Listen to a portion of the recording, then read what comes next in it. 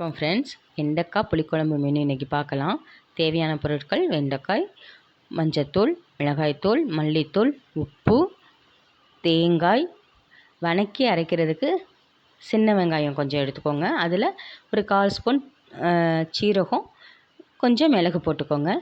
புளி தண்ணி கரைச்சி வச்சுக்கோங்க. புளியை அடுப்பை பற்ற வச்சு எண்ணெய் சட்டியை வச்சு வெங்காயத்தை போட்டு நல்லா வணக்கிக்கோங்க. ரொம்ப தீஞ்சிட வேண்டாம். அதுக்குன்னு பச்சை வாடையாகவும் எடுத்துடாதீங்க.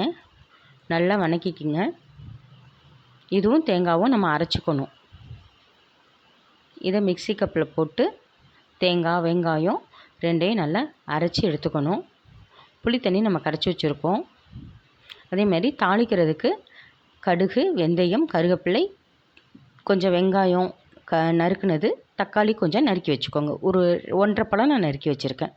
2 கரண்டி எண்ணெய் ஊற்றிக்கோங்க. அந்த கரண்டி அளவு கடுகு போட்டு அதில் வெந்தயம் போட்டு கருவேப்பிலை போட்டு நல்லா பொரிஞ்சதும் வெங்காயத்தை போட்டு பச்சை வாடை போக வணக்கிடுங்க. அதுக்கப்புறம் அதில் வெண்டைக்காயை போட்டுக்கோங்க. அப்போ தான் நம்மளுக்கு அந்த வளவளப்பு தன்மை குறையும். வணக்கி எடுத்தால் தான். நல்லா வணக்கிட்டு அதையும் தீய விடாமல் வணக்கணும். நல்லா வணக்கிட்டு அதில் தக்காளியை போட்டுக்கோங்க. தக்காளி போட்டு நல்லா மிக்ஸ் பண்ணிவிட்டு அதில் உப்பு போட்டுக்கோங்க. அப்போ தான் தக்காளி நல்லா மசிஞ்சு வரும். உப்பு போட்டு நல்லா பிரட்டி விட்டுக்கோங்க. அதுக்கப்புறம் மிளகாய்த்தூள், மஞ்சள் தூள், மல்லித்தூள் 3ஐயும் நல்லா அதில் போட்டு கலந்து விட்டுறணும். நல்லா ஒன்றோட ஒன்று சேர்ந்து வர மாதிரி பண்ணிக்கோங்க. தக்காளியெல்லாம் நல்லா கரண்டிலே நல்லா இது பண்ணி வச்சுக்கோங்க.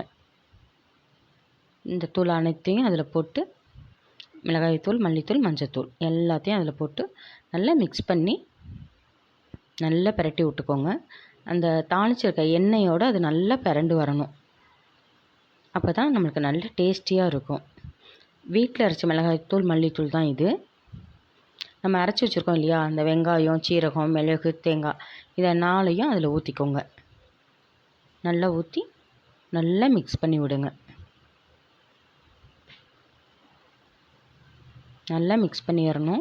இந்த மசாலாவும் அந்த இதெல்லாம் நல்லா மிக்ஸ் பண்ணதுக்கப்புறம் புளித்தண்ணி கரைச்சி வச்சுருக்கோம் இல்லையா, அதை இந்த மிக்ஸி கப்புக்குள்ளே ஊற்றி அந்த இது எல்லாத்தையும் சேர்த்து மிக்ஸ் பண்ணி அதில் ஊற்றிடுங்க.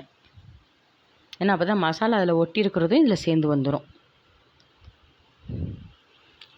நல்லா இது பண்ணிடணும். ஒன்றோட ஒன்று இது பண்ணி நல்லா கலந்து விட்டுருங்க. நல்லா வச்சு கொதிச்சு வர்றப்போ கொஞ்சம் முக்காசு இதில் அடுப்பை குறைச்சி வச்சுக்கோங்க. 3/4 சிம் அளவு போதும். நல்லா கொதிச்சு வரட்டும். நம்மளுக்கு